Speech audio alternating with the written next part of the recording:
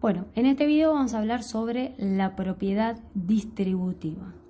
Entonces vamos a empezar con un pequeño cálculo, 10 más 2 por 5, ¿sí? Este es un pequeño cálculo que si yo lo quisiera resolver de forma tradicional, tendría que acordarme, ¿sí?, de los pasos o las instrucciones que necesito para resolver todo cálculo combinado. ¿Cuáles son aquellos pasos? Y el primer paso, que es el fundamental, es separar en términos, ¿sí? ¿Cómo se separaba en términos un cálculo combinado? Bueno, teniendo en cuenta que los más y los menos, los signos de más y de menos, son los signos que me permiten a mí identificar dónde termina un término y dónde empieza el otro. Y además, entender también que si en un cálculo combinado tengo un paréntesis, me está indicando una prioridad operatoria, es decir, que primero resuelvo lo que está dentro del paréntesis y después lo que está por fuera. En este caso tiene un solo término, pero sí tenemos un paréntesis. Resolvemos primero lo que está dentro del paréntesis, 10 más 2, 12, por 5, 60, ¿sí? Pero hay otra forma también de poder resolver esto, y es entendiendo que si yo tengo todo un paréntesis multiplicado por un número, entonces eso quiere decir que todo lo que está dentro del paréntesis se multiplica por ese 5. O sea que tanto ese 10 como ese 2 se están multiplicando por 5. Por eso es que yo puedo distribuir todo ese paréntesis con ese 5, haciendo este mecanismo. Estas flechitas me sirven para no confundirme. Hago primero 10 por 5, más 2 por 5,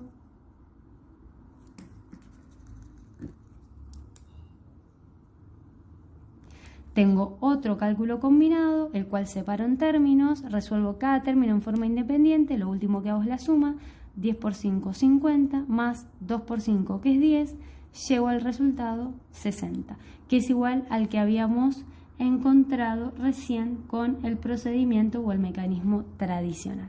Entonces, ¿a qué conclusión puedo llegar? Que bueno, que la suma y la resta se puede distribuir con respecto a la multiplicación. Y además, no solamente que se puede distribuir con la multiplicación, sino que el C5 puede estar tanto a la derecha del paréntesis, como lo hicimos recién, como a la izquierda del paréntesis. ¿Por qué se puede hacer esto? ¿Por qué se puede conmutar este 5? Justamente por una de las propiedades que tiene la multiplicación, que es el de la propiedad conmutativa. Recuerdan que si yo hago 2 por 5 me da 10, y si yo hago 5 por 2 me da 10 también. Conmuté los factores y obtuve exactamente el mismo resultado. Entonces, esta propiedad conmutativa es la que me permite, ¿sí?, verificar que si el 5 lo tengo al lado izquierdo del paréntesis o lo tengo del lado derecho, puedo aplicar la propiedad distributiva y aún así poder tener el mismo resultado. ¿Por qué? Porque yo lo único que estoy haciendo es conmutando los factores. En cambio, si yo tengo una división, ya me doy cuenta que ahí sí voy a tener una limitación, ¿sí? ¿Por qué? Porque tengo que recordar que la división sí no se cumple la propiedad distributiva.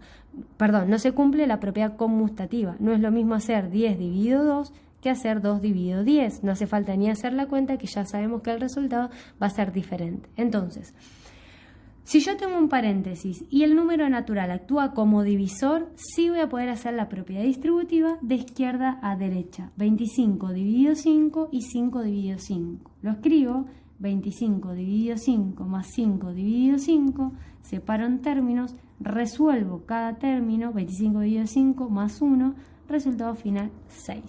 Entonces, el único caso donde yo voy a poder aplicar la propiedad distributiva con una suma o con una resta respecto de la división es si el número natural actúa como divisor, es decir, se encuentra al lado derecho del paréntesis. Si en cambio lo hubiésemos tenido del lado izquierdo del paréntesis, este caso, no se puede, esto no se puede hacer, no se puede aplicar la propiedad distributiva. Ahora, ¿quiere decir que no se puede resolver este cálculo? Sí, se puede resolver, pero no mediante la propiedad distributiva, sino que se va a resolver de modo tradicional.